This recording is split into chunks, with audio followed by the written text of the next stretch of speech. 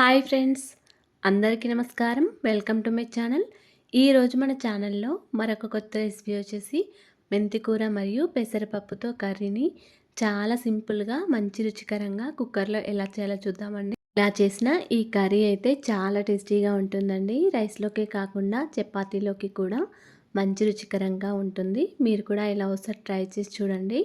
Morning lunch బాక్స్లోకి అయితే ఎటువంటి హడావిడి లేకుండా ఇలా చాలా సింపుల్గా మంచి రుచికరంగా మెంతికూర పెసరపప్పు కూరని కుక్కర్లో చేసుకోవచ్చండి. అలాగే ఫ్రెండ్స్, వీడియోస్ని ఫస్ట్ టైం చూస్తున్నట్లయితే మా ఛానల్ని సబ్స్క్రైబ్ చేసుకోండి అండ్ ప్లీజ్ సపోర్ట్ చేయండి.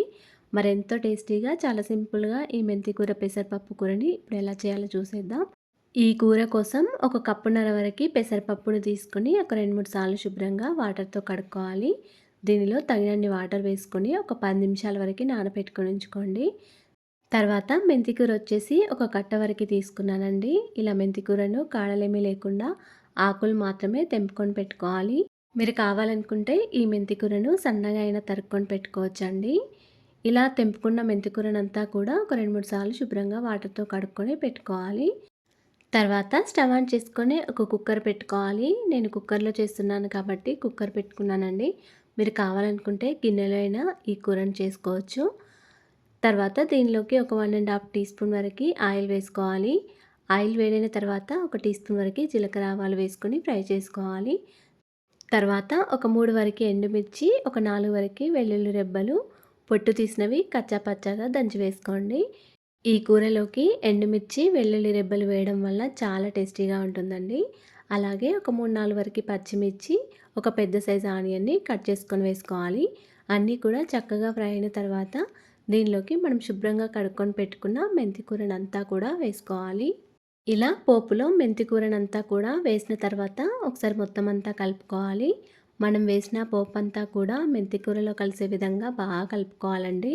మెంతి కూర అంతా కూడా ఇలా కొద్దిగా దగ్గరగా అయ్యే వరకు ఉంచుకోవాలి. తర్వాత దీనిలోకి మనం నానబెట్టుకుని ఉంచుకున్న పెసరపప్పునంతా కూడా వేసుకోవాలి. మీరు కావాలనుకుంటే పెసరపప్పును తక్కువైనా వేసుకోవచ్చండి. ఇలా పప్పునంతా వేసిన తర్వాత మొత్తం అంతా ఒకసారి కలుపుకోవాలి. మెంతి కూర అంతా కూడా పప్పులో కలిసే విధంగా బాగా కలుపుకోవాలి.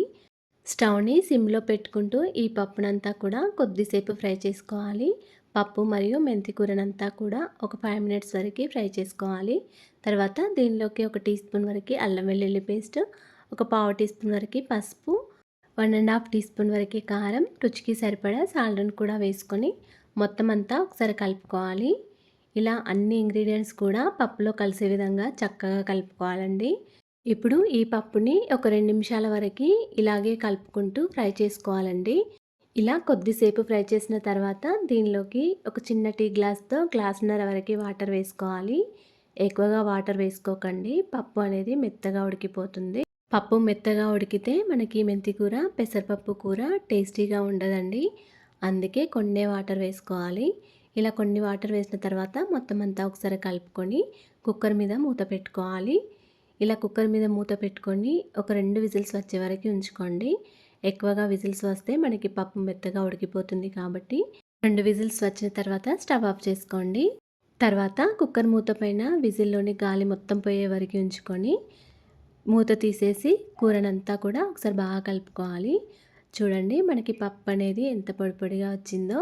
ఇలా కొద్దిగా మనకి వక్కలుగానే ఉంటే టేస్టీగా ఉంటుందండి మెంతికూర పెసరపప్పు. అంతేనండి, ఎంతో టేస్టీగా సింపుల్గా చేసుకునే మెంతికూర పెసరపప్పు కూరని ఎలా చేయాలో చూసారు కదా. మీరు కూడా ఇలా ఒకసారి ట్రై చేసి చూడండి. ఇలా చేసిన ఈ కూర అయితే చాలా టేస్టీగా ఉందండి. రైస్లోకే కాకుండా చపాతీలోకి కూడా చాలా టేస్టీగా ఉంటుందండి. అలాగే ఫ్రెండ్స్, మా ఛానల్ ఇంతవరకు సబ్స్క్రైబ్ చేసుకోకపోతే సబ్స్క్రైబ్ చేసుకోండి. వీడియో కనుక నచ్చినట్లయితే ఒక లైక్ చేయండి అండ్ షేర్ చేయండి. ప్లీజ్ మా ఛానల్ని సపోర్ట్ చేయండి. Thanks for watching.